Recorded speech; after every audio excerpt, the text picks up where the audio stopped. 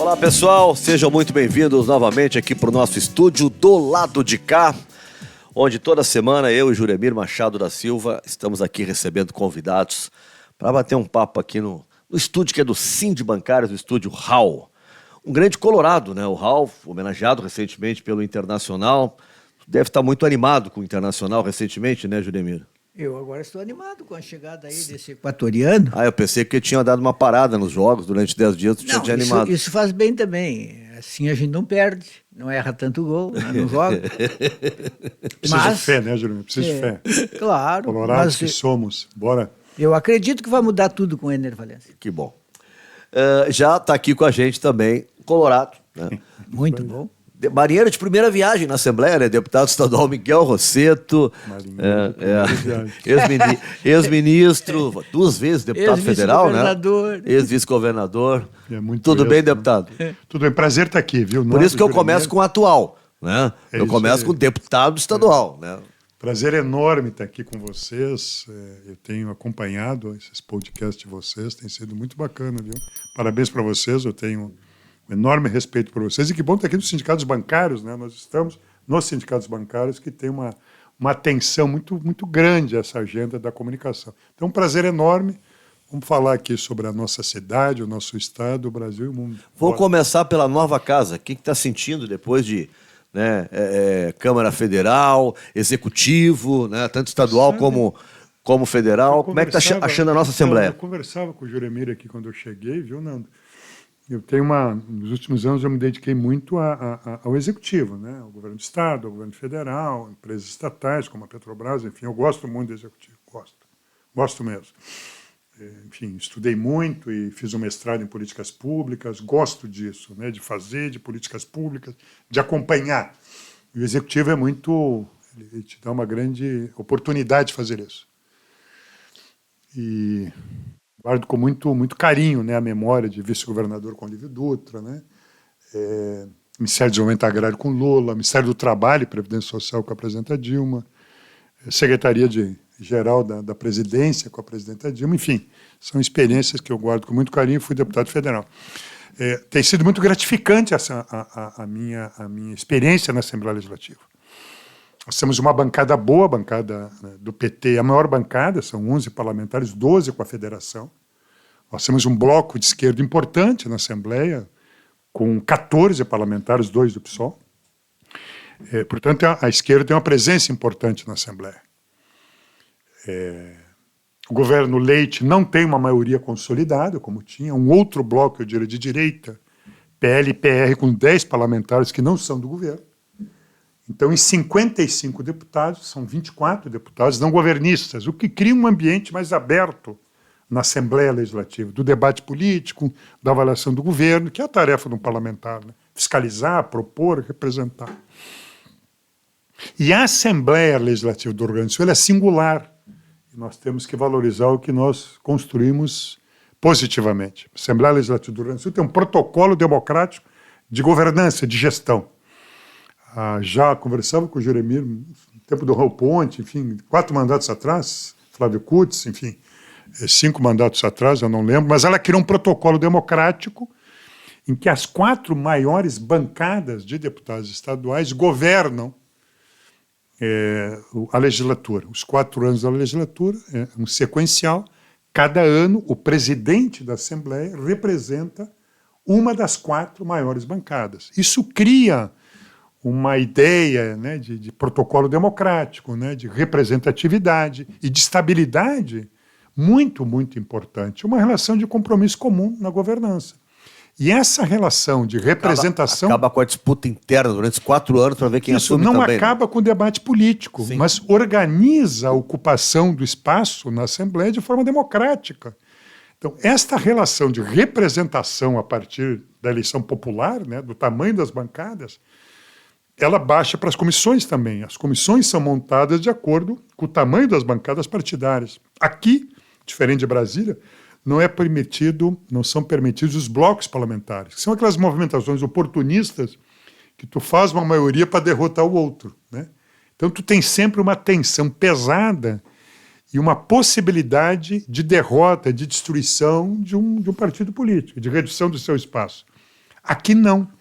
Então esse ambiente, esse protocolo democrático que eu chamo, né, construído, não escrito inclusive, mas exercido efetivamente, ele cria um ambiente de respeito comum e de um intenso debate político. Portanto, o espaço político é reservado para o que interessa à população. O debate das propostas, políticas públicas. Nós temos uma opinião crítica, obviamente, à continuidade do governo do Eduardo Leite, isso se expressa. Então, esse é um patrimônio, viu, gente? Eu quero dizer que isso tem eu tenho ficado muito gratificado com esse espaço encontrado completamente diferente do que a Câmara de Vereadores de Porto Alegre, que a Câmara Federal, que é um circo de horrores, por conta da violência, né, que infelizmente chegou nesse país e teima em ficar nesse país, essa violência bolsonarista. Essa primeira legislatura pós-governo Bolsonaro, ela ainda no dia a dia é muito impactada pela polarização da era Bolsonaro, ou os ânimos já estão mais tranquilos? A impressão que eu tenho é que na Câmara Federal continua, infelizmente, né? Continua no 8 de janeiro, estão lá CPIs, e o que a gente observa, os relatos que eu tenho, né, dos parlamentares federais, é que, infelizmente, esse padrão, né, de violência, né, que substitui o diálogo, né, a disputa política, que nós gostamos, franca, verdadeira, debate de opiniões, nós lutamos pela democracia, e é uma sociedade enorme, gigante do Brasil, expressa as pluralidades, as diferenças de opinião. Isso não tem nada a ver com a violência fascista bolsonarista, né? Que quer liquidar com o adversário, não debater com o adversário, né? Quer destruir quem pensa diferente. Brasília me parece que ainda, né? Quer dizer, tu tem pela presença, por essa representação parlamentar que ainda tem em Brasília, na Câmara e no Senado, infelizmente que nós assistimos, quando podemos acompanhar, pela TV, uma reprodução de um padrão desqualificado de violência, né? Quer dizer, inimaginável alguns anos atrás. Aqui no Rio Grande do Sul, não. Desculpa. Não, desculpa, então, por que não? Porque o Bolsonaro foi derrotado aqui, né? Foi derrotado eleitoralmente e tem uma bancada minoritária aqui na Assembleia Legislativa, né?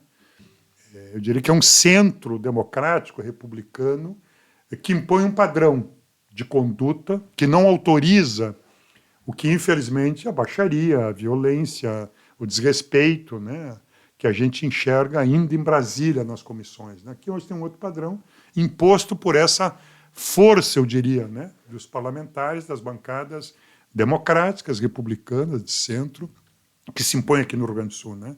O que é um valor. Infelizmente, o que a gente vê ainda em Brasília é aquilo que nós não queremos, né? É a violência, é a adjetivação, é o fascismo, é a destruição do adversário. Felizmente, Bolsonaro foi derrotado na urna. Nós temos que acabar com a cultura bolsonarista, né? Sim. Na sociedade, no parlamento, e recuperar uma relação democrática que enfrente os grandes desafios do Brasil e do Rio Grande. Eu tenho dito, e para mim é muito claro isso, a minha experiência como militante, os grandes desafios, né, da construção de uma nação, de um Estado justo, ou se darão dentro da democracia, da pluralidade, né, do amplo espaço de debate, ou elas não se dão. Agora, interessa deputado, a violência a quem quer manter este estado de desigualdade, de exploração, de pobreza e destruição ambiental que nós vemos no país. a gente estava falando, estão fechando aí o primeiro semestre do governo Lula, também do governo Leite, mas do governo Lula. Essa postura da Câmara. E nós temos uma Câmara Federal, né, extremamente conservadora, de um lado, né? Até que ponto isso pode barrar, impedir as mudanças que o governo Lula gostaria de fazer? Não, é um risco real. Nós estamos vivendo isso.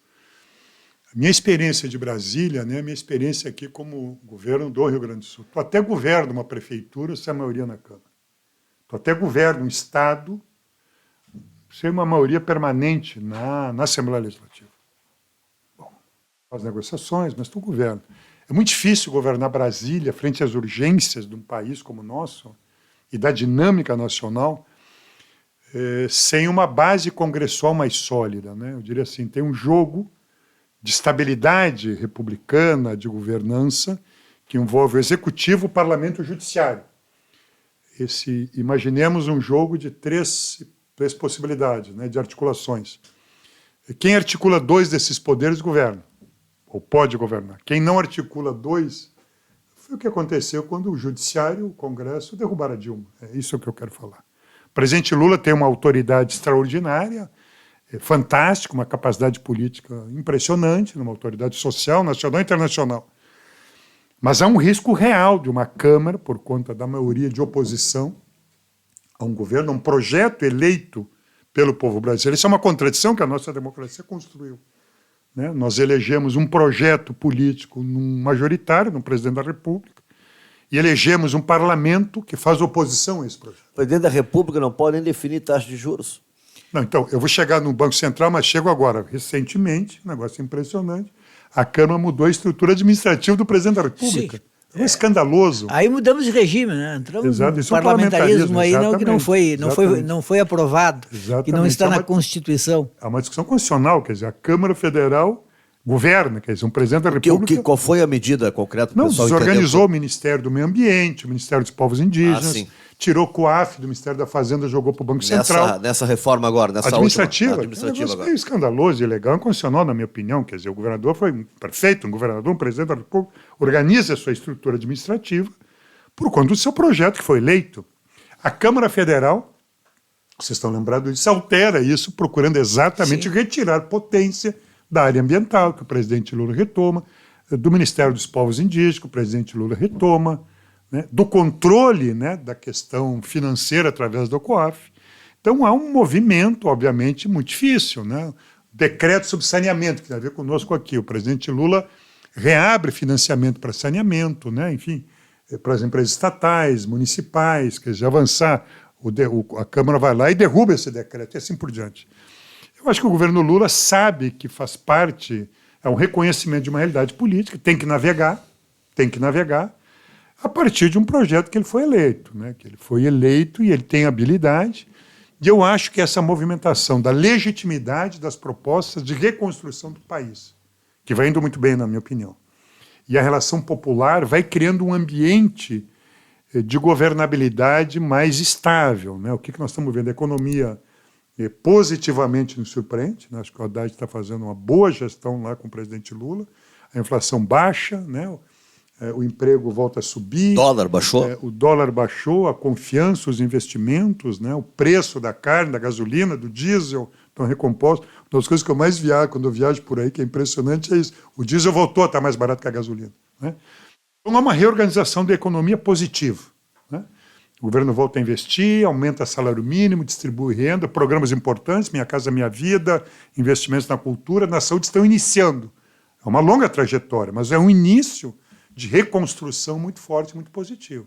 Nós temos uma polarização política muito forte, ideológica, etc., por cima, que nós vamos ter que ter capacidade de conviver num ambiente democrático, afirmando o ambiente democrático. Por isso é tão importante acompanhar, inclusive, a CPI do 8 de janeiro. Agora, Rosseto, no plano, Nisso eu sou otimista. No plano nacional, há sempre essa preocupação de que os governos de esquerda ou de direita acabam submetidos ao centrão. Precisam negociar, o centrão faz cada vez mais pressão, o papel, o espaço da Câmara aumentou, ainda que inconstitucionalmente, mas aumentou. Sim. Existe alguma forma de escapar dessa negociação permanente com o centrão e com Arthur Lira? O que o Lula poderia fazer para depender menos, para não ter de fazer tantas concessões? Legitimidade política, eu acho apoio político. Eu tenho minha opinião muito crítica à condução da Câmara, o deputado Arthur Lira. Para mim, ele é um sabotador da República.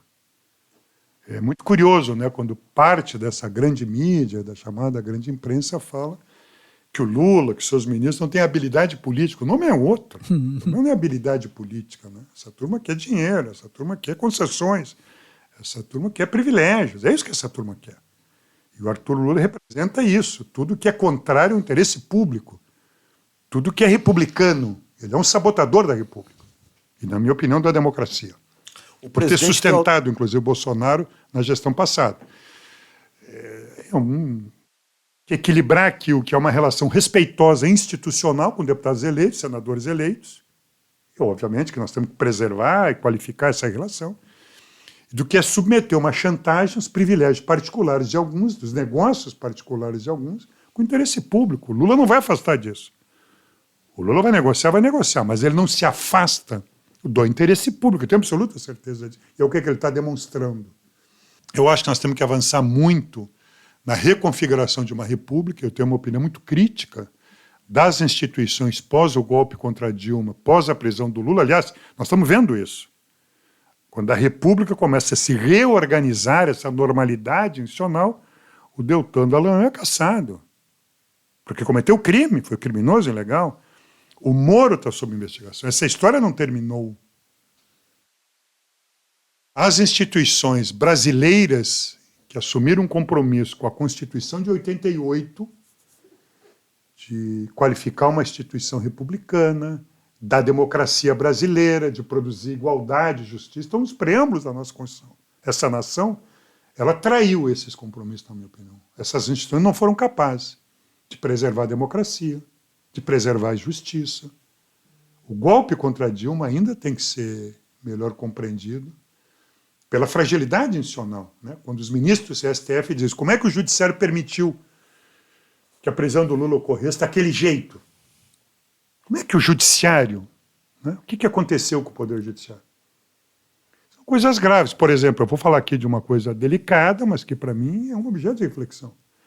Como é que pode aqui no Rio Grande do Sul, o procurador-geral do Ministério Público do Estado, Fernando Dallazen, que por anos ocupou a procuradora-geral aqui do Ministério Público do Estado do Rio Grande do Sul, sai e no outro dia é o diretor de Relações Institucionais da EGEA que está comprando a porção. Isso é razoável imaginar isso numa república?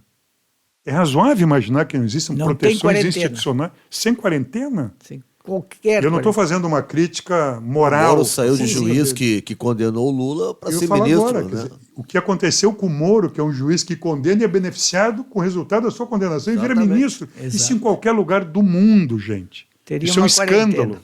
Isso é um escândalo. Esse cara vai preso. Eu acho que a gente tem que aprender, as nações aprendem, nós temos que qualificar isso. O Exército Brasileiro, sejamos honestos aqui no debate, né? Todos nós com quem... É um homem que as Forças Armadas, o Exército em particular, atravessou a linha. Se um general que está na ativa pega o microfone, sobe num caminhão de som no Rio de Janeiro e dá um discurso, e ele não é punido por isso? Não acontece nada. Quer dizer, nós armamos essas instituições para proteger a pátria, não para proteger um governo. A pátria, a Constituição, e para proteger a nação de inimigos externos. Esse é o mandamento constitucional. Isso tem que ser avaliado, né? Nós queremos arrumar a nação, a república, as instituições e recuperar o que nós construímos, né, quando derrotamos a ditadura e reorganizamos a nação. Uma nação próspera, com justiça, com mais igualdade, com reconhecimento das diferenças, sem preconceito, anunciando e se comprometendo com o desenvolvimento da América Latina, está lá na Constituição, a paz mundial, o respeito ao meio ambiente, as diferenças, nós não queremos racismo, não queremos machismo, nós não queremos homofobia, nós queremos respeito à igualdade nesse país. Isso está lá escrito. E é isso que eu acho que o movimento que elegeu Lula, né, conquistou no país. Nós estamos reorganizando. Né? Ninguém suporta o massacre com os povos indígenas, né, a destruição do meio ambiente, a violência que nós convivemos nesse Deputado, país. eu quero voltar a 2013. A pobreza. O senhor estava ministro naquela época das manifestações com a Dilma ali? Nas ruas? Não estava ali ainda? Não estava. Não estava ali. Eu me lembro bem daquilo, porque foi bem na Copa das Confederações, Juremir, um ano antes. Então eu vi aquilo em Porto Alegre, eu vi em São Paulo, onde a seleção foi jogar, eu fui ver. Eu vi em Salvador, eu vi em Fortaleza, eu vi no Rio, e foi algo que até então pouca gente tinha visto. Né? E o que eu noto hoje, tá, é que os bolsonaristas comemoram aquele 2013, e aquela foi uma manifestação, em princípio, comandada pela esquerda. Né? Vários membros de partidos de esquerda, né, estavam naquela. Né? O PSOL, por exemplo, foi um que tinha várias lideranças que apoiavam aquele movimento. Isso tudo não foi também, além na questão do golpe, mas isso não deu um ambiente para se formar um golpe contra a Dilma, quando a esquerda se fragmenta e deixa ela, presidente mulher, de esquerda, sozinha, né, também não ajudou para se criar esse clima de conspiração para que o golpe fosse feito? Por exemplo, vamos fazer 10 anos de 2013. Vamos ter agora. Por isso que eu estou falando, foi no mês de junho. E foi no mês de junho. Exatamente. Vários debates vão ocorrer. É um momento, para mim, ainda a ser analisado e compreendido. Ele começa, lembra, o movimento Passe Livre. Sim. O movimento Passe Livre, Juventude, várias manifestações democráticas. Ele começa muito bonito. Ele é desconstruído, essa origem, a partir das violências das polícias, e é uma narrativa que incorpora ele. E que assume ele, essa narrativa conservadora, anti-governo. Exato. De uma forma Antipolítica. antipolítica, antigoverno, né? E isso é uma narrativa que capturou, eu diria assim, aquela Dois mobilização. cinegrafistas morreram trabalhando, fazendo imagens. Exatamente. E a capacidade de uma narrativa construída que capturou essa mobilização em relação a pautas aparentemente justas, né? E canalizou para uma visão antipolítica, antipartido, antidemocrática no limite. Eu acho que esse é um processo que tem que ser avaliado. Agora, o golpe foi feito pelos golpistas, no Sim, assim, com né? certeza. Esse movimento autoritário que nós não compreendemos, que instrumentalizou as redes sociais, que tem conexões internacionais, que tem financiamento internacional, que é operado politicamente uma estratégia autoritária, é um fenômeno brasileiro e mundial, infelizmente. Nós não estamos tratando só de um fenômeno nacional aqui. Felizmente, a sua liderança foi derrotada politicamente, Bolsonaro foi derrotado, e fiz uma referência no início. Nós temos que continuar o movimento para derrotar a cultura bolsonarista, a cultura da violência, né? A cultura autoritária, a cultura da destruição de quem pensa diferente, a cultura do racismo, do machismo, da violência, que compõe a cultura fascista, né? O que é o fascismo? É a violência na política, é a intolerância, né? É a destruição do pensamento diferente. A nossa cultura é outra, uma cultura radicalmente democrática, né?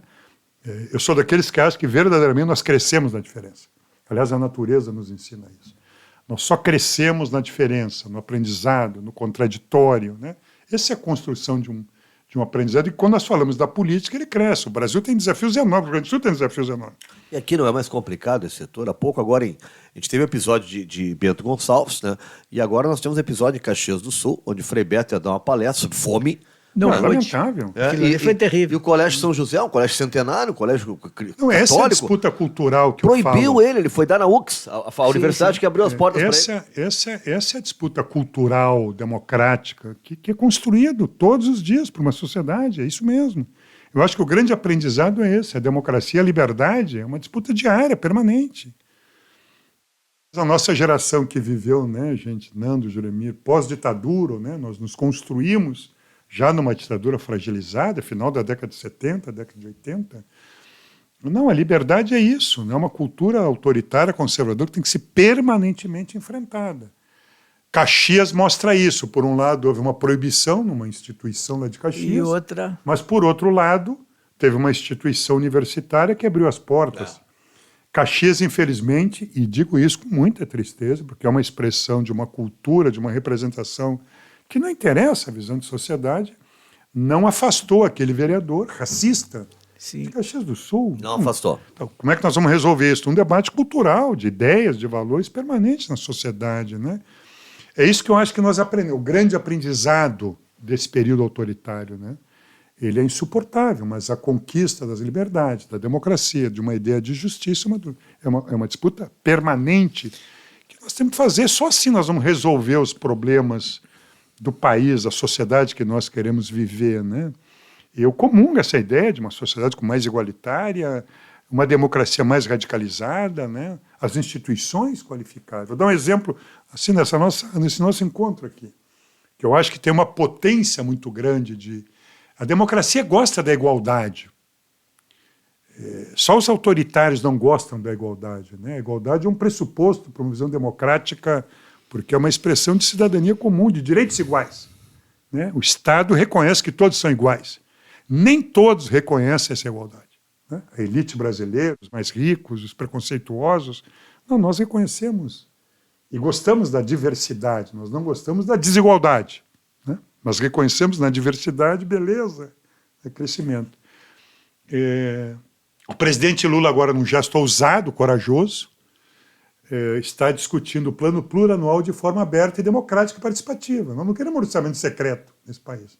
Nem no Rio Grande do Sul, infelizmente, o governador Eduardo Leite. Aliás, não poderia ter nada secreto, Exatamente. né? A coisa pública secreta. Exatamente. É super conservador, burocrático. Bom, apresentou na Assembleia.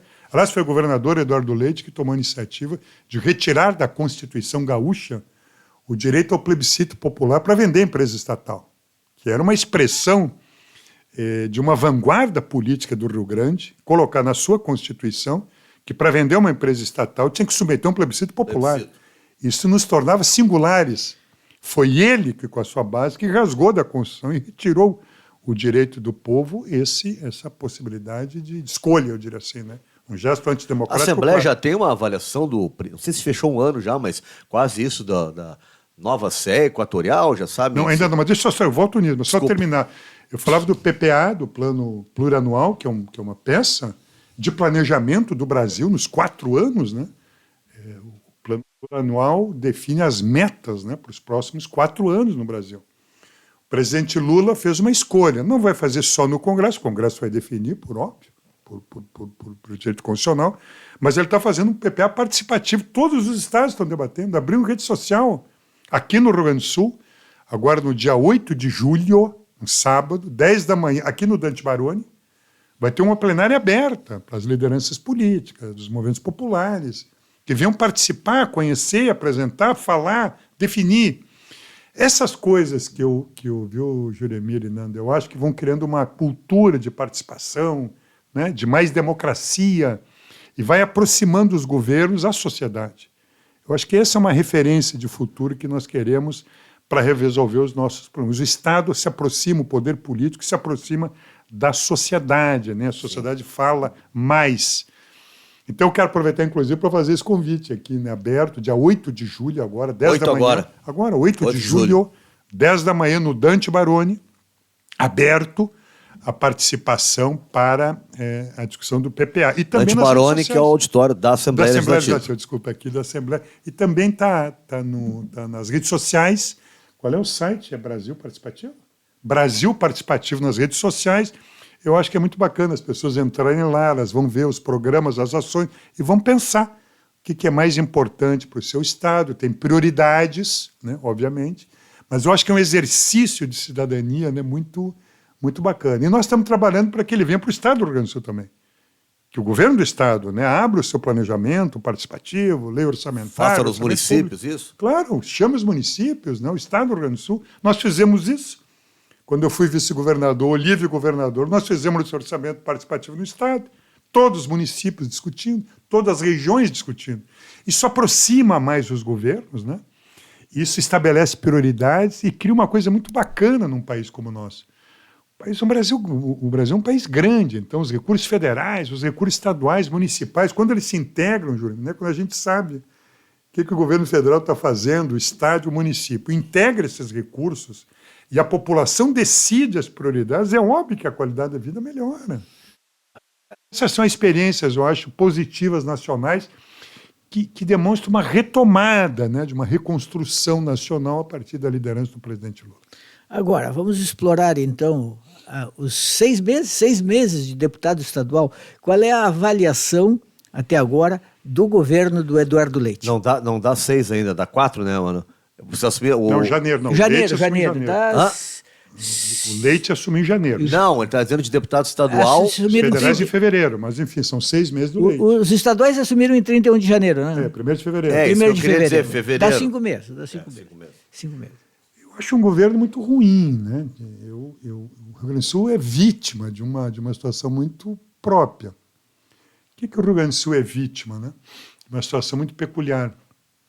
No primeiro turno das eleições do ano passado, e vocês acompanharam, quem nos acompanha, o governador Eduardo Leite tenta uma reeleição. 74% da população rejeita a eleição do Eduardo Leite.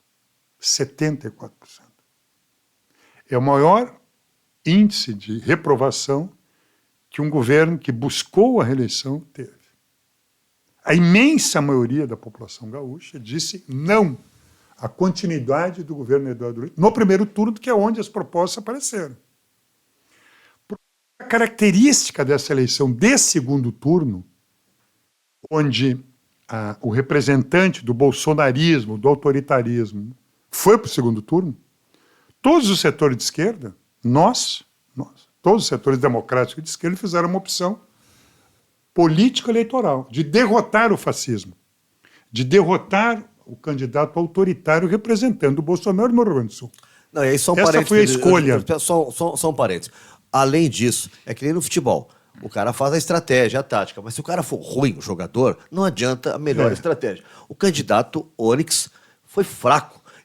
Eu nunca vi nada tão despreparado num debate que nem era o candidato. Então, além de toda essa questão, que você tem toda a razão, mas para mim a qualificação pessoal, o desempenho dele enquanto candidato foi terrível. Ali ele perdeu. Primeiro debate, ele deu adeus à eleição. Mas eu vou acelerar aqui por conta. Então, o que acontece, o Jeremir, Nando e quem nos acompanha? Estamos numa situação singular, quer dizer, um candidato, um governo que teve 26% de voto, 26%, quando foi avaliado, cotejado, quase que nós fomos com a nossa candidatura do Edgar Preto ao segundo turno. Esse é o primeiro turno do Leite, 26%. Primeiro turno, 26%.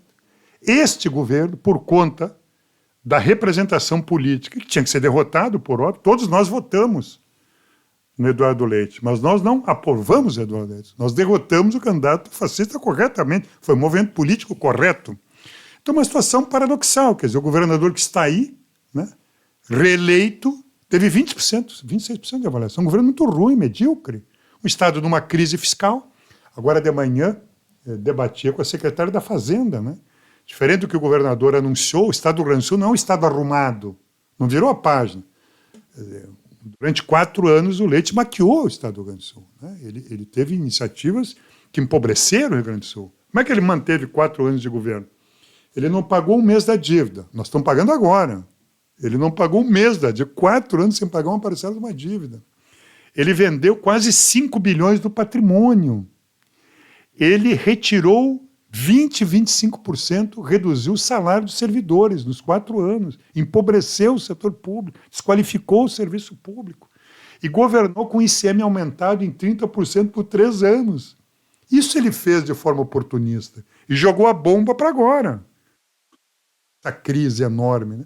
O Estado paralisado. Está em crise agora o Estado, economicamente? Claro que sim. O Estado não consegue, ele só sobrevive por conta da venda de patrimônio. Porque não é o que diz. O que diz é que agora nós ajeitamos, que agora as escolas. Vamos investir nas escolas. É isso que eu estou dizendo para ti, Nando. Vim agora de uma discussão com a secretária da Fazenda. O Estado com uma condição fiscal terrível, difícil. Por quê?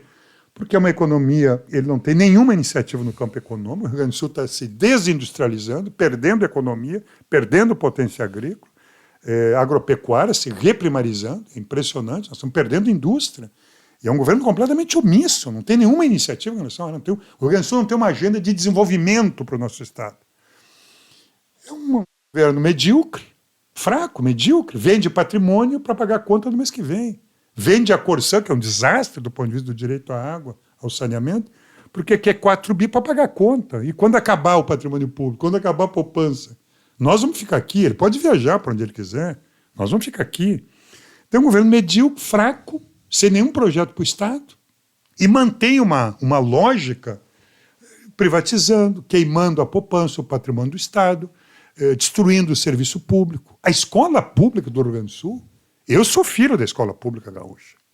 É uma vergonha. Ela passa pela maior crise da sua história. O ano passado nós fomos a quarta maior evasão escolar do Brasil. Isso. Todos os indicadores, quer dizer, quando a gente vê a propaganda da reforma das escolas, nós temos mais de 2.000 escolas públicas. O governo fala em reformar 200 escolas. E é o 5º ano, 6º plano de investimento de escola que vai para a TV, Jeremias. Esse cara está aqui, esses caras estão aqui há 4 anos e 6 meses. Destruíram a escola pública. Educação não é prioridade. É a maior crise da escola pública do Rio Grande do Sul da sua história. Infelizmente, é dramático que nós estamos vendo. São 800 mil alunos ali dentro sofrendo. Professores com salário arrochado, escolas destruídas. Gente, eu estou falando aqui de energia elétrica, de banheiro. Eu não estou falando aqui de laboratório, biblioteca. Fechou as bibliotecas. Goteira, umas coisas terríveis. É um governo medíocre, ruim. Agora apresenta um plano para o IP que reduz mais ainda o salário. Vocês imaginam? Grande parte dos aposentados e professores, brigadianos, servidores aqui do Estado, está 8 anos sem reajuste da inflação. Uma coisa que chama a atenção é que o governo tem sem projeto dívida. de futuro, é isso que eu quero dizer. Sem projeto de futuro. Sem projeto de futuro, sem iniciativa. E o Estado, infelizmente, cada vez pior. O governo deve para o IP. Deve prever, deve para o IP. E mesmo assim ele não tem um projeto que leve em consideração o fato de que ele ajudou a quebrar o IP. Claro, ele ajudou porque ele deve, os poderes devem. Mas mais do que isso é fácil de entender, né? Quem financia o Instituto de Saúde aqui são os salários dos servidores que pagam todos os meses 3,1 pontos percentuais do seu salário. Qual é o problema? É que o salário receita do Não IP está cresce. congelado há 6, 8 anos. E as despesas crescem. Vocês imaginam quem está nos acompanhando aqui, Juremir, né? Há 6 anos com o meu salário. E a inflação comendo. Exatamente. Então é óbvio que quebra. Quem quebra o IP, quem desorganiza isso o é o Estado. governo do Estado, claro. Porque a vida do IP desorganizada é a vida do servidor Mas é desorganizado. incompetência ou é proposital para depois poder É uma vender? escolha política, é uma escolha. É uma escolha de destruir o serviço público. Eu acho que essa turma nunca entrou numa escola pública. Essa turma que está governando nunca entrou num posto de saúde. Nunca estudou numa escola pública. Né? Passa longe disso. Então, é uma turma com uma ausência total de compromisso, né, com essa população do Estado do Rio Grande do Sul. E vai fazendo um ajuste fiscal sobre o serviço público, sobre a escola, sobre a saúde. É um desastre para o Rio Grande do Sul. Então é uma situação muito preocupante. Né? O Rio Grande do Sul está sem uma agenda de futuro. Ao contrário, esses caras continuam destruindo o Estado. Então ele vende a prataria da casa, para usar uma linguagem assim. Sim. Ele vai querer vender a Corsã, depois ele vai querer vender o que sobrou do Banrisul, ele vai continuar mandando embora os melhores servidores públicos. Nós tínhamos que estar chamando os melhores profissionais para trabalhar dentro do serviço público. Eu quero os melhores profissionais na escola pública gaúcha, eu quero os melhores profissionais dentro do SUS do Estado do Rio Grande do Sul e dentro da segurança. Esse cara está mandando embora, está desqualificando a escola, etc. Então, é um Estado que não tem nenhuma política industrial séria, nenhuma, nada, absolutamente nada. Pedagia, os pedágios cada vez mais caros, né? Quer pedagiar agora é RS-118 aqui na região metropolitana. Santa Transporte Maria, Juremir, público. tu vai daqui até lá em obras e tem 7 pedágios iguais, assim, paga. Como se a estrada estivesse nova. R$16, 15, 16, 17 É inacreditável. Então, tu imagina pedagiar dentro de uma cidade que é a região metropolitana. Sim. Entende?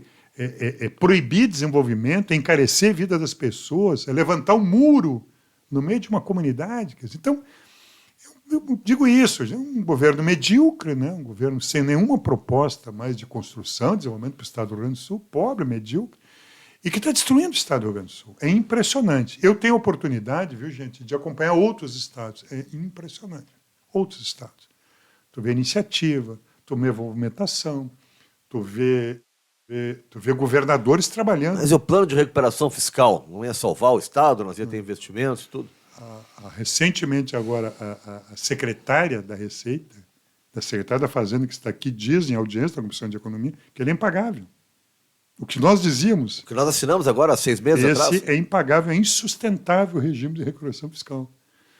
Então, na verdade, o Rio Grande do Sul foi vítima de uma mentira, né? Que o Estado estava arrumado. O Estado nunca foi arrumado do ponto de vista fiscal. Eu disse aqui agora e disse na comissão. Ele queimou a prataria, vendeu o que podia vender, destruiu, reduziu o salário de servidores, aumentou impostos e sobreviveu 4 anos. Entrega um Estado mais pobre, mais fragilizado. Agora, e a própria secretária diz, este regime de recuperação fiscal que foi anunciado como sendo a salvação da lavoura é impagável. E já estão abrindo discussão com o novo governo, com o Haddad, para renegociar o regime de recuperação fiscal que foi apresentado ao Rio Grande do Sul como a solução da lavoura. Aliás, o Brito fez isso também, eles são bons nisso. O Brito fez isso em 98, quando eu disse que o acordo da dívida, que nós herdamos em 99, ia resolver o problema do Rio Grande do Sul. Nós estamos, de 2000, nós estamos há 25 anos pagando uma dívida. Que já foi pago. E o regime de recuperação fiscal joga para mais 30 anos. O Rio Grande do Sul, dependendo dessa turma, 50 anos pagando uma dívida, daquela, geralmente, que quanto mais tu paga, mais tu deve. Então nós temos que enfrentar Quando essa meu pai opinião. comprou o primeiro apartamento, 50 e tantos anos Para pagar. Para pagar. Antigamente se comprava Agora, assim. eu quero, só desculpa aqui, eu quero Mas é chamar uma a atenção, se barbaridade vocês isso. me permitem, assim, da gravidade da situação do Rio Grande do Sul. O Rio Grande do Sul perde indústria, perde agroindústria. Eu tenho conversado muito, gente, com as cooperativas, enfim, os setores agroalimentares aqui do Rio Grande do Sul. Qual é o problema impressionante. do agro com o PT e o Não, governo nenhum. Lula? Nós temos O um presidente diálogo. Lula disse que o agro tem um problema ideológico com o governo. Não, tem alguns setores do agro. Eu gosto de ter muito. Não, Essa é a tem minha vários experiência. setores do agro, só Tem patrocinam, alguns. só patrocinam Todos programas de aqueles que comunicadores cumprem a da lei, direita. isso que eu estou dizendo, todos aqueles que cumprem a legislação, respeitam o meio ambiente, cumprem a legislação trabalhista, pagam os seus impostos, não tem nenhum problema com Mas isso. é a maioria no Brasil? Nenhum.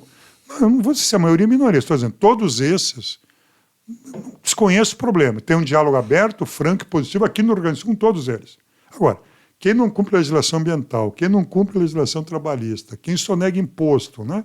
Bom, quem não respeita os direitos e a lei, esse tem um problema. Agora não é problema conosco, tem um problema com a lei, com a justiça, etc. Mas eu só queria dizer assim, só me permite mesmo, só para não fugir do Rio Grande do Sul, porque eu acho que é muito grave a nossa situação. O Rio Grande do Sul, agora no primeiro trimestre, teve uma queda da atividade econômica de 1,3%, o Brasil cresceu 2,5%. Nós estamos mal, gente, é isso que eu quero dizer. Nossa economia está mal. O Brasil cresceu e nós caímos. Exato, só o Rio Grande caiu. Então, nós estamos mal. Nossa indústria quer. Esses setores falam para nós da desagroindustrialização do Rio Grande do Sul. Né? A indústria que a gente chama de proteína animal, frangos, suínos, carne, leite, está indo embora do Rio Grande do Sul. Vai para Santa Catarina, vai para o Paraná. Então isso é um problema sério para o Rio Grande do Sul. Nós estamos perdendo força industrial, força econômica.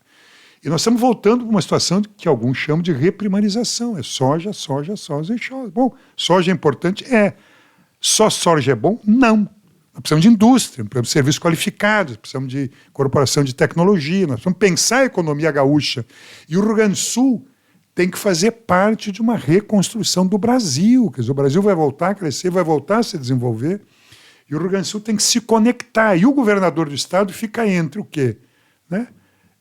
Metade governo, omisso, e metade presidente do PSDB, querendo salvar o que sobrou desse PSDB a nível nacional. O sujeito circula nacionalmente, salvar um partido, né, que terminou, que não tem nenhuma representação. O PSDB tem 11, 12 deputados federais. E o governador é o presidente desse partido. Fica por aí girando. Mais para isso, deputado. Quê? Nós estamos caminhando cada vez mais para isso. Não, Republicanos e democratas. Governador, um lado e outro. Um governador ausente do Estado, dos grandes temas do Estado, não tem nenhuma iniciativa. Nenhuma. Estou falando aqui não com alegria. Liderou qual a agenda política, econômica, de desenvolvimento que o governador Leite liderou no Estado? Nenhuma. O governo está bem na área da cultura. Por exemplo, ainda ontem eu participei, fui acompanhar um evento em que o governador foi considerado o governador da cultura, porque teria sido o governador que mais liberou dinheiro para a cultura, por exemplo, para a construção, finalização do complexo multipalco do Teatro São Pedro, que está parado na biblioteca também. Eu vejo grandes recursos federais vindo para cá, as leis Paulo Gustavo, né? Tem várias legislações nacionais que jogam recursos para o Estado. O governador fez investimentos importantes na área da cultura, sim, por conta da venda do patrimônio. É isso que ele está fazendo. É importante, é importante. Mas eu lembro mesmo do Teatro São Pedro que foram investimentos durante muitos anos, né? Que nós mesmos investimos. Eu lembro do nosso governo. Empresas como Petrobras, o nosso governo investiu, que é muito importante, são muito importantes esses investimentos. Eu acho que é um exagero, né? Quando eu olho o estado do Rio Grande do Sul, quando eu olho o abandono das bibliotecas, dos teatros estaduais, quando eu olho o estado do Rio Grande do Sul, uma política estadual, o que eu vejo, infelizmente, é abandono. Eu não vejo isso, viu? Quando eu falo em cultura, eu falo de uma biblioteca e de uma escola pública. Eu acho que é muito importante o teatro, o São Pedro, a OSPA. E uma biblioteca numa escola é importante ou não é? Né? Nas 2.000 escolas. Então, o governador tem habilidades, né, de criar, né, pontos de referência, expressões setoriais, mas eu não vejo, né, uma política estadual de cultura forte, permanente, né, com iniciativas, com valorização. Ao contrário, o que eu vejo e recebo, né, quando eu viajo, mesmo em Porto Alegre, é uma ideia de os pontos de cultura eram projetos nacionais. Vão retomar agora. Porque, felizmente, retornou o Ministério da Cultura. É difícil a gente falar isso, né, Jurandir? Mas imaginar que o Brasil, o governo Bolsonaro, acabou com o Ministério da Cultura. Ali foi terrível. Entende? Né? Ali foi outros ministérios, né? Mas uma amostra do que ele não gostava. A cultura não era prioridade. Acabou com o Ministério do Trabalho, acabou com o Ministério da Indústria, mas o Ministério da Cultura está voltando. E eu acho que a gente vai se reposicionar. Eu acho que tem muito espaço que, infelizmente, poderia ser ocupado. Por exemplo, aqui em Porto Alegre, o Cais Mauá. É óbvio que o Cais Mauá poderia ser um grande espaço de cultura aberta, público, né? Não um espaço privatizado, não um espaço onde o preço do cardápio e do show vai afastar a população. Pega o Araújo Viana. Ótimos shows, R$400. Muito menos prédios de moradias ali, né? R$400, R$500. Infelizmente, nós temos o quê? Espaços públicos. Por isso nós estamos lutando, inclusive, para que o Cais Mauá preserve a sua condição de um espaço público maravilhoso, no Guaíba, um espaço cultural, imaginando a usina. Bom, toda a política do governador são concessões, são privatizações, e que são financiadas pelo, eu brinco assim, pelo ticket do show, pelo preço do cardápio. E são os setores mais ricos da cidade que passam a ter acesso a esses espaços públicos.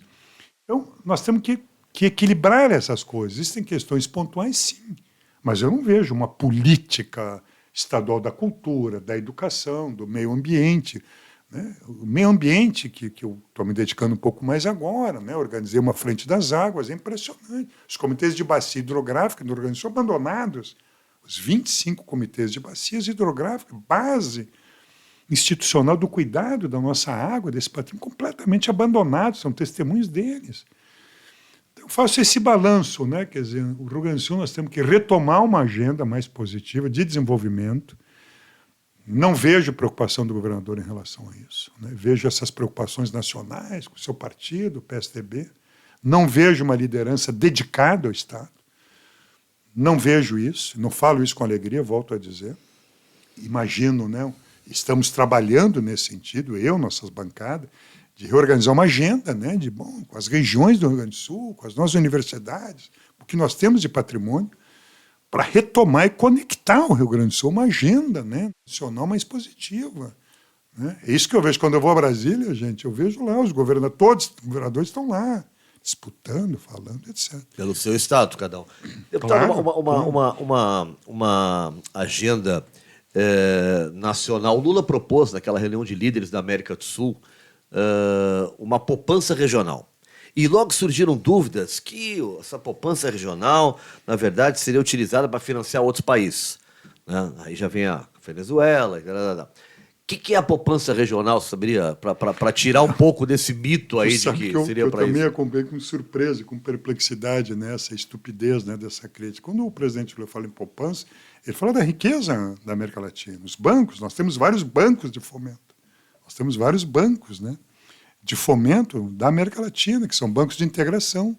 A exemplo do BNDES, que nós temos aqui, a Argentina tem seu banco de fomento, existem bancos latino-americanos que funcionam, e o que o presidente Lula fez, na verdade, foi uma exortação, um chamamento a que esta poupança fosse investida na América do Sul, né? Chamando que os governos estivessem atentos e criando, sim, espaços de integração. Isso tem a ver com infraestrutura, né? Que esses investimentos forem direcionados para a América do Sul. Claro. Quer dizer, nós estamos construindo pontes agora, que coisa boa, ligando aqui o Rio Grande com a Argentina, o Rio Grande com o Uruguai, lá em Jaguarão, lá em Porto, acho que é Porto Xavier, enfim. São pontes, são infraestrutura que nós precisamos aqui. Desenvolvimento econômico, economia da América Latina, do Sul, para nos desenvolver. Então, quando o presidente Lula toma a iniciativa como liderança, o presidente Lula reuniu os 11 presidentes da América do Sul, recuperando uma ideia de integração, de troca. Não foi muito elogio para o Maduro? São mercúrios. Não é nem minha opinião do Juremir, eu digo assim, em termos de imagem para ele, repercussão, não podia ser mais econômico nos elogios? Talvez sim, talvez mais, talvez valorizar mais a expressão coletiva, né? Isso eu quero, isso eu manifestei isso, quer dizer, bom, às vezes as coisas acontecem, enfim, mas talvez o que deveria ser valorizado foi a potência daquela foto coletiva de 11 presidentes. Claro. Reunir todo mundo. Essa presença extraordinária, uma América Latina que volta a se integrar. Vocês imaginam, gente, mesmo com Venezuela, que nós podemos ter opiniões... Imaginar que há 3 anos atrás teve um sujeito que propôs uma guerra. Uma guerra. Aquele estúpido, aquele Araújo, desse Bolsonaro. Vocês imaginam? O cara trazer uma guerra fronteiriça aqui. Onde nós chegamos? Eu digo assim. Bom, agora nós temos que comemorar essa grande reunião, reorganização do Mercosul e da Unasul, reorganização de espaço político na América do Sul. Isso ajuda muito um posicionamento global, né, com relação aos outros blocos econômicos. E nós precisamos desse mercado. É óbvio, nós precisamos dessa integração econômica, política e social na América do Sul. E é isso que o presidente Lula corretamente está falando. Isso ajuda economicamente o Brasil e os outros países. E quando ele fala em poupança, ele está falando exatamente nisso. Que esta capacidade de investimento, que estes recursos sejam aplicados aqui na América Latina, né? O que é muito positivo, obviamente. Outro dia fiz uma entrevista com o Merval Pereira, presidente da Academia Brasileira de Letras e colunista de O Globo, um influente colunista. Ele tem feito seguidas críticas ao governo Lula, dizendo que o presidente Lula está sem projeto. Alguns, até outro dia eu li o Ricardo Couto, que dizia, mas o Lula faz coisas todos os dias. Eu perguntei isso para ele, ele disse, sim, faz coisas todos os dias, mas fazer coisas todos os dias não é um projeto. E ele acha que o grande projeto para o Brasil seria a Amazônia. O presidente Lula deveria se focar na Amazônia e que, por exemplo, a Marina Silva teria um projeto para a Amazônia, mas que o PT não está apoiando suficientemente esse projeto. Aí eu lhe pergunto, o governo está sem projeto ou é um pouco simplesmente de má vontade do comentarista? Eu acho que é muita má vontade, Marola. Eu acho que o presidente Lula, nos seus atos diários, né, que representam uma capacidade de trabalho que eu confesso, para mim, me surpreende. A capacidade de trabalho, né, de iniciativa do presidente Lula é algo, para mim, extraordinário. Né? Eu acho que agora ele está indo visitar o Papa agora, né? Agora, acho que não sei ele não para. É impressionante. Vocês imaginam que isso que nós acompanhamos, né? Quando a gente consegue acompanhar a rotina dele... Era muito mais. Vocês imaginam que para dentro do governo ele faz isso. Eu trabalhei com o presidente Lula. Ele cobra todos os dias da sua equipe. E pense num homem bem informado. E pense num homem que lê, que estuda, que acompanha e que cobra. Pense num homem, num líder desse jeito. Esse é o presidente Lula. Absolutamente atento, absolutamente preparado e bem informado, e com uma visão estratégica de reconstrução do país. A Amazônia é um tema central do país. O presidente Lula, e nós estamos muito felizes, vai trazer a COP agora, de 2025, acho que é, né? A Conferência do Clima Global para a Amazônia. Né? Acho que vai ser em Belém. Belém. Quer dizer, todo o esforço, né? Quer dizer, que ato mais simbólico amazônico, o povo indígena. O primeiro gesto do presidente Lula foi em Roraima. Ser solidário, interromper o genocídio criminoso do Bolsonaro com o povo Yanomami. Esse foi o primeiro ato do presidente Lula. O primeiro Depois ato. foi para a Argentina.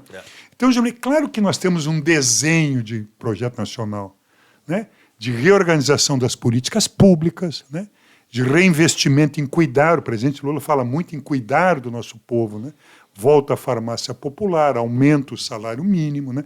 Volta a Minha Casa Minha Vida, volta recursos para os institutos federais, que ele quer mais 300 institutos federais, expansão da educação, volta ao Ministério do Desenvolvimento Agrário, Agricultura Familiar, volta ao Ministério da Cultura, volta ao Ministério dos Direitos Humanos, Igualdade Racial, né, das mulheres. Tudo isso vai compondo um projeto, um grande projeto. Volta à agenda da reindustrialização. Nós estamos numa expectativa, né, do próprio ministro Alckmin vir ao Rio Grande do Sul discutir. Volta um reposicionamento na América do Sul. São expressões de um projeto nacional grande, uma nação mais igual, com mais justiça, que as pessoas se sintam seguras nesse país, acolhidas nesse país e com oportunidade. Eu acho que essa é a grande mensagem que o presidente Lula está dando e trabalhando, né? Onde todos e todas sejam respeitados, né? E por fazer isto, o Brasil se torna um país respeitado mundialmente. É isso que nós estamos vivendo hoje. O Juremir, o primeiro-ministro da Alemanha, vem ao Brasil no primeiro mês do governo do presidente Lula. A recepção do presidente Lula na China, na França, nos Estados Unidos. Gente, isso é um motivo de orgulho para nós. E esse reconhecimento internacional, ele é construído a partir do posicionamento nacional do presidente Lula. O presidente Lula colocou como prioridade acabar com a fome do país. É uma vergonha que esse país tem 30 milhões de gente passando fome. Aqui no Rio Grande do Sul tem 1 milhão de pessoas passando fome. Mas uma hora ativista contra a fome, que é o Frei Beto, foi proibido de dar uma palestra aqui no colégio. Esta é a agenda que eu estou falando, assim, que o conjunto dessa agenda, Juremir, sinceramente, é revelador de um grande projeto de futuro. O presidente fala da indústria, né? Fala da reconversão energética, os grandes temas nacionais, globais hoje, meio ambiente, produção de alimentos saudáveis, reconstrução energética, igualdade, são os temas que organizam uma agenda de desenvolvimento de futuro. Todos eles fazem parte da agenda do presidente Lula. Agora, o que é mais interessante é pega a energia do presidente Lula, pega a iniciativa do presidente Lula, pega o padrão de gestão, compara com o Eduardo Leite. Compare com o Eduardo Leite. É um negócio escandaloso. O que é uma dinâmica política, uma agenda todos os dias sendo reafirmadas e trabalhadas pelo presidente da República, E pegue uma agenda do governador Eduardo Leite e veja o que o governador faz durante seu dia. Deputado, Pelo amor de Deus. tem eleição à Prefeitura de Porto Alegre no ano que vem. Nós estamos diante de um prefeito que nunca foi homem de esquerda, mas que de 2 anos para cá, dá para se dizer, né, ele se assumiu bolsonarista, com ideias de Bolsonaro. Defendeu o Bolsonaro? Defendeu o Sim, Bolsonaro, sim. Surpreendeu a muita gente. A mim surpreendeu bastante. Enfrentou o próprio partido, ele não apoiou Enfrentou a o próprio candidatura do partido dele. Sim, o vice-governador é do partido dele, que ele apoiou o Onyx. Ele errou tudo. Ele apoiou o candidato que perdeu o federal, no federal e perdeu aqui também no estadual. Simone Tebet apoiou o Lula. Simone Tebet, exatamente. Ministra, né? Exatamente. E como é que fica para o ano que vem? Porque, primeiro, eu não sei, né, se o MDB vai dar sigla para ele. Há essa discussão. Eu não sei se ele será, mas eu acho que sim, né? Se ele está aí até agora, não foi expulso, eu acho que sim. Mas como é que faz para tirar? Porque ele vai representar um setor importante no Rio Grande do Sul das ideias bolsonaristas. Né? Claro, eu estou muito seguro. O Melo vai ser derrotado. O Melo vai ser o candidato dessa ampla direita porto-alegrense. Setores mais reacionários, conservadores, será esse candidato, essa dupla, né? Eu acho que eles mantêm, é o que eles estão nos dizendo isso. E eu acho que ele vai ser derrotado. Porto Alegre, ano passado, deu um sinal muito forte, muito forte. Porto Alegre elegeu o Lula. Se dependesse de Porto Alegre, o Lula era o presidente no primeiro turno. Se dependesse de Porto Alegre, Olívio Dutra era o senador do Rio Grande do Sul. Porto Alegre tinha 2 representações de deputados estaduais, elegeu mais 5 deputados estaduais da esquerda, mais 2 deputadas federais da esquerda. Então, Porto Alegre fez uma votação, né, muito progressista, muito democrática, muito popular. E essa votação de Porto Alegre, no ano passado, ela derrotou o prefeito Melo. Derrotou o seu movimento. A derrota é tão grande que nem o filho do prefeito, candidato a deputado estadual, foi eleito aqui em Porto Alegre. Foi uma derrota política muito grande e eleitoral do presidente, eleitoral e política do Sebastião Melo. Porto Alegre quer essa mudança e vai mudar. Isso é a minha percepção, tá, Nando? Quer dizer, por todos esses componentes. Da nossa parte, não só da esquerda, dos setores democráticos, né? Essa é uma cidade tomada por uma visão elitista excludendo a população. Está aí a crise do transporte coletivo, o abandono da periferia da cidade. Nós temos as crises da educação hoje, da gestão da educação, da escola pública. Material desperdiçado. É impressionante. Canto, né? Por todo um lado. negócio impressionante. Isso vai começar a aparecer mais agora. Uma vergonha. Eu acho isso. Porto Alegre é uma cidade que tem uma tradição forte, né, e que volta agora com força. Essa cidade foi referência mundial de democracia, de participação, de qualidade de vida. Porto Alegre vanguardiou a agenda ambiental, uma agenda sumida hoje, desaparecida, morta pelo governo Sebastião Melo. Da nossa parte, né, como exemplo, da nossa parte, fomos referência em transporte, a Carris está sendo destruída. Fomos referência nacional, como melhor empresa do transporte coletivo, a Carris hoje está aí, sendo sucateada, ele quer privatizar o DEMAI, que é de uma irresponsabilidade impressionante. Acho que achar uma agenda já derrotada. DEMAI, a redenção. A redenção também. Privatizar a redenção. Essa ele recuou, essa perdeu. É impressionante, né? Enfim. Quando a gente olha a cidade, uma cidade abandonada, ele está preocupado com o 4º distrito, com o centro e fica por aí. O que eu acho, então? Quer dizer, nós temos que oferecer uma alternativa forte para a cidade, né? Esse é o nosso desafio. Eu penso que vai ser uma eleição plebiscitária no primeiro turno, já, essa é a minha percepção. Nós não teremos segundo turno em Porto Alegre. Mas a esquerda poderá estar junta com o nome no primeiro turno? Sim, claro, porque eu penso isso, a disputa em Porto Alegre, pelas características que nós estamos vendo, uma grande frente de sustentação desse projeto conservador, reacionário, com Melo representando, e do nosso lado, a nossa tarefa é construir uma grande frente política, eleitoral, unificada, em torno que de ofereça, isso eu chego lá, que ofereça uma alternativa para a população de Porto Alegre. Uma cidade nova, renovada, com seus espaços públicos atualizados, né, que a população organize a cidade, recuperando um sistema de mobilização, de transporte, enfim, melhorando a escola pública, uma cidade que volte a viver, eu diria assim, uma cidade inteira, né, melhor para se viver. É o que nós vamos apresentar. E nós temos vários nomes aqui, o PT, o PSOL, o PCdoB, nós temos várias lideranças capazes de unificar e vamos unificar. Eu tenho absoluta certeza disso, absoluta certeza. A unidade do nosso projeto, nossa responsabilidade com a cidade, ela é uma condição para abrir o debate, não é uma condição para terminar o debate. Nós iniciamos unificados e vamos encontrar fórmulas, né, democráticas de encontrar uma grande unidade no primeiro turno. Foi a surpresa a derrota da Manuela lá atrás, né? Porque Sim, eu fui Sim, eu lembro. Vice-prefeito, chegamos a 45%.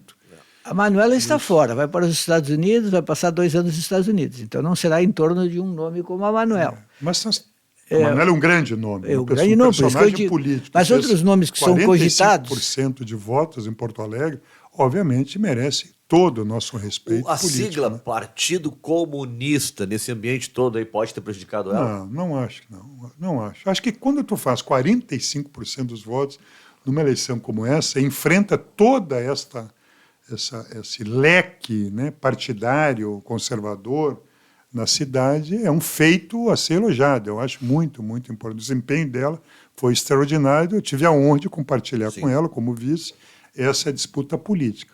Nós aprendemos e vamos entrar com força total, pode ter certeza disso. Vamos entrar com força total, apresentando um grande projeto para a cidade, capaz de convocar essa tradição democrática, da juventude popular dessa cidade, para mudar. 3 nomes aparecem volta e meia aí: Miguel Rosseto, Edgar Preto e a Sofia Cavedon.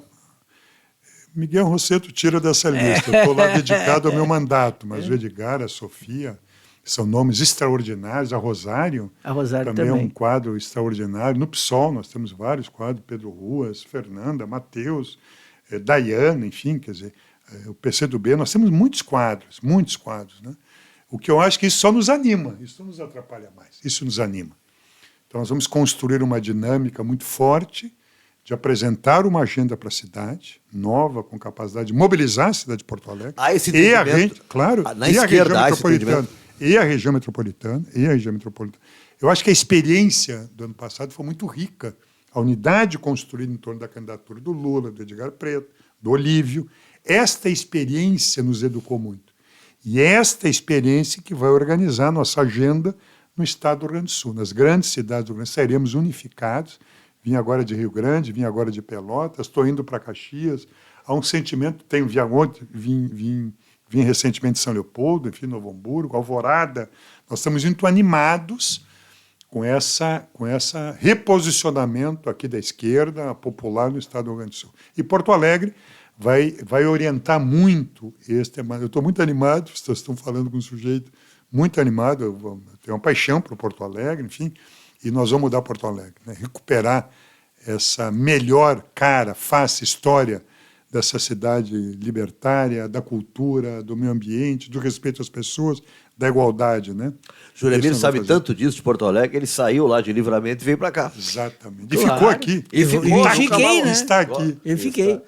Tu sabes, eu entendo que o mundo é dividido em 2 categorias de pessoas, apenas 2. Da fronteira e da cidade. Os que querem ir embora e os que querem voltar para casa. Boa. Então eu, se tiver que fazer alguma coisa, volto para Livramento. Volto para Livramento. Tem os que querem ir embora para Portugal, para a França, sei lá. Não, volto para Livramento. Eu voltaria. Eu sou dos que querem voltar para a aldeia. A gente já está fechando, já terminou o tempo. Falando desse negócio às vezes da paranoia, né, da divisão, os colorados. O Ener Valencia chegou para o Inter, né? Qual é o número da camisa dele? 13. Claro. Né? O presidente do Inter é do PT, já foi, acho que até candidato, ele até se desfiliou para evitar rolo, mas acho que ele até se candidatou uma época. Bom, nas redes sociais a primeira coisa é que o presidente petista deu a 13. Aí teve que nós, da imprensa, e muita gente explicar que ele usa 13 há 200 anos, que é a camisa dele, na seleção, onde ele joga, ele usa 13 e tal. Mas foi um debate na rede social, o 13. Eu espero que ele faça 13. Mas deixa eu aproveitar aqui, o problema não é o debate. Não é, nós gostamos do debate. O problema é a violência. Vocês estão lembrados da eleição? Isso faz parte da história desse Estado aqui. Eu lembro, quando as pessoas falam do debate, etc., eu lembro da campanha de 98, quando nós derrotamos o Brito aqui. Eu era vice-governador, o Olívio. Tem debate mais polarizado que aqui no Estado do Rio Grande do Sul? Impressionante. Mas, foi com respeito. Mas, em nenhum momento, ninguém tinha receio de ser agredido fisicamente. Ninguém. Nunca. Isto não passava na nossa percepção. Havia o debate forte, debate de ideias. Mas não tinha ladrão, mas não tinha vagabundo. violência. Esta violência que o fascismo, que essa turma produz na rede social no nosso país, é ela que tem que se afastar, não o debate. O bom debate firme de ideias, ele faz parte da boa tradição política. Nós gostamos disso. O que nós não gostamos é da intolerância e da violência. Nós convivemos com o Grêmio e o Inter aqui, e daí? E daí? Nós convivemos, nós tiramos sarro, nós comemoramos as vitórias do Inter, choramos nossas derrotas. Né? Quantas? Nos divertimos com as derrotas dos nossos amigos ali do co-irmão. Arena, do co-irmão. E daí isso faz bem. Esse eu acho que é, viu, Nando, o tema. O que nós não teria gostamos... graça ser colorado se não Não, existisse. sem a rivalidade não Sem a não rivalidade não tem vale. graça nenhuma. Sem a violência. Nós não queremos é violência. Em nenhuma essa área. Coisa. É Ao verdade. contrário, nós queremos o bom debate, a boa polarização. O que o senhor pensa de um debate que vai voltar à Assembleia, já que estamos no futebol, que é a liberação da venda de bebidas nos estádios? Se fala mais, eles têm uma dúvida, alguns Eu estados... tenho uma opinião contrária. Alguns estados se colocam teor alcoólico, outros colocam Eu tenho só uma a opinião- cerveja. eu tenho Qual uma é a sua opinião contrária. Aqui é proibido. Eu tenho uma opinião contrária. Eu acho que a nossa experiência é uma experiência de redução de violência e exercício bonito, né, do direito a torcer. Eu gosto de torcer, bem, O senhor gritar. é favorável a manter como está, proibido. Eu sou favorável a manter como está. A experiência é muito positiva. Eu acho que nada justifica É só o interesse uma comercial possibilidade de traz isso. voltar... Os clubes do interior, especialmente, Mas, pedem... Claro, mas claro. o que A interessa, Copa. né? Estimular, criar a possibilidade de voltar a um ambiente de descontrole, de violência, de briga. Ao contrário, quer dizer, nós queremos estimular e preservar um ambiente saudável, da torcida, do grito, do bel, do choro, que seja. Eu fui aí. Mas é isso, não a violência, não o descontrole, né? Não nos interessa isso. Eu Que as fui a famílias Inter e vão para o Flamengo de estádio, que as manhã. crianças, que seja um espaço de convivência bonita, né? Isso. Cada um com a sua camiseta, com a sua bandeira, né? Com a sua torcida, mas que seja um espaço bom de convivência, Sim. que todos vão para lá, né? Não seja um espaço de violência, de briga. Eu fui a Inter e Flamengo de manhã, era um ambiente familiar, super agradável, criança correndo. Aquele horário é bom, né? Das 11, Muito né? bom. Para que Por que precisaria vai- ter alguém se embebedando lá? Exatamente, criando bobagem, quer dizer, não. Então eu acho que a experiência nossa aponta por aí. E, bom, essas boas experiências vão preservar as boas experiências, né? Não precisamos inventar moda e ao contrário. Mas eu estou muito contente com o Inter, viu? Vamos embora, vamos para os reforços aqui. Já que eu estou na Vambora. bebida, deixa eu lhe conhecer mais também. A gente fala muito no Uruguai. Qual é a sua opinião sobre essa descriminalização? Não sei em que moldes, mas da questão da droga, especialmente da maconha, como fez o Eu acho Uruguai, que tem que experimentar Estados Unidos, isso. outros países estão fazendo. Essa experiência, experimentar que eu falo é experiência. No mundo inteiro hoje, né? Se tu pega os Estados americanos, né? Portugal, vários países na Europa, na experiência, estão descriminalizando, né? Como os países, né, que criminalizavam o álcool, vamos lembrar disso, Sim. né? Também passaram por experiência de descriminalizar o álcool, né? A partir daquilo que os estudos clínicos médicos mostram de que os efeitos, eu diria assim, dessas drogas, todos são drogas, vamos dizer assim, né? Do mesmo jeito que o cigarro, não são efeitos tão cumulativos. Então, eu acho que nós temos que conhecer essas experiências, né? Debater essas experiências abertamente, Sem preconceito. sem preconceito, e comparar o que estas ilegalidades provocam em relação ao crime, ao tráfico, essas coisas que os países que fizeram essas opções, né? Eu faço referência ao álcool, inclusive, como faço referência à maconha, estão vivendo. Eu acho que é uma experiência que nós temos que conhecer, né? Sem preconceito, enfim, preservando a saúde, né? Preservando a vida, preservando a dignidade, mas reconhecendo, né, o que pode trazer de positivo e de menor violência, eu diria assim, criminalidade para a sociedade, a exemplo do que foi feito com o álcool em muitos países e aqui também no Brasil. Perfeito. Era isso, né, Jeremias? Muito bom. Ficamos Bom, bem é para mim informados. encontrar vocês, viu? Eu queria cumprimentar vocês, esse podcast super Uma honra bacana recebê-lo aqui. e tem muita coisa boa para a gente fazer. Vocês estão falando com um cara animado. A Manuela vai Muito me bom. atualizando Brasil nas novidades animado, e a gente né? vai Eu voltar a acho- conversar aqui. Não significa falar em facilidades, mas eu acho que o Brasil é impressionante. Assim. Eu tive a oportunidade de viajar um pouco. Há uma espera desse Brasil que nós estamos reconstruindo, viu? Esse Brasil aberto, verdadeiro, mais alegre, diverso, potente, respeitoso, né? esse Brasil que incorpora essa diversidade genial, né, da nossa sociedade. Esse Brasil tem muito a oferecer para o seu povo e para o mundo. E nós temos que aprender a conviver nisso, a construir isso, viu? E responder essa expectativa. Eu estou muito entusiasmado. Foi um prazer estar com vocês aqui, viu? Ver vocês bem. Obrigado. Muito obrigado, deputado Miguel Rossetto. A Fernanda H foi quem comandou ali na nossa mesa de áudio, né? Pilotando. Não te esquece, hein? Te inscreve no canal, ativa ali as notificações, tem um sininho ali que tu ativa ele, sempre quando tiver um vídeo novo, vai estar chegando e vai estar sendo comunicado para ti. E se curtiu, dá um like, faz comentários, né, Juremir? Diz ali o que achaste, se tem alguma ideia, né? Até ideias para o deputado, a Manu depois vai dar uma olhada lá e vai estar repassando também. Bora. Né? A Coca-Cola está patrocinando esse podcast? Patrocine o Coca-Cola Zero, né? Sabe que a Coca-Cola patrocinava... Isso é um drama, né? Não me patrocina, é um vício. A Coca-Cola aqui, eu lembro que era ali na Von Tobel, ali na Freeway ali, ela patrocinava várias emissoras de rádio, né? O futebol, a jornada, todo lugar. Depois que ela foi comprada para os mexicanos, nunca mais. Não patrocina mais nada. Nada. Desapareceu. Continua sendo boa, tu continua prestigiando, mas então vamos botar... falar assim, viva a Pepsi, então. A próxima vez eu vou botar num copo, não vou mandar essa mulher. Vou enfaixar que nem uma múmia, assim, ó. A lata. Sabe que em teste cego, não é? Prova Coca, prova Pepsi, as pessoas primeiro dizem que preferem Pepsi, preferem Coca. Mas quando faz o teste, dizem qual gostou mais? Elas gostam mais da Pepsi. É. A Pepsi, durante muitos anos, na minha adolescência, eu sou adolescente dos anos 70, criança nos 60, adolescente nos 70. A Pepsi, que era ali no Menino Deus, acho que era Marcílio Dias ali, né? Ela era mais consumida aqui. O estado do Rio Grande do Sul foi o último a perder a hegemonia da Pepsi. Ainda tem Pepsi? Eu nunca mais vi. Tem Pepsi. E agora tem a Pepsi Zero. Tem a Pepsi Zero também. Ah, é? Juremir, ainda tem grapete. Eu não tomo refrigerante nunca, então não sei. Ainda tem grapete. Grapete. Bobagem do final, deputado. Obrigado. Né? Valeu. Gente, até a semana que vem o programa vai ficar aqui na plataforma. Vocês podem assistir quando acordar, quando for dormir, quando for almoçar, a hora que bem entender. Valeu? Tchau.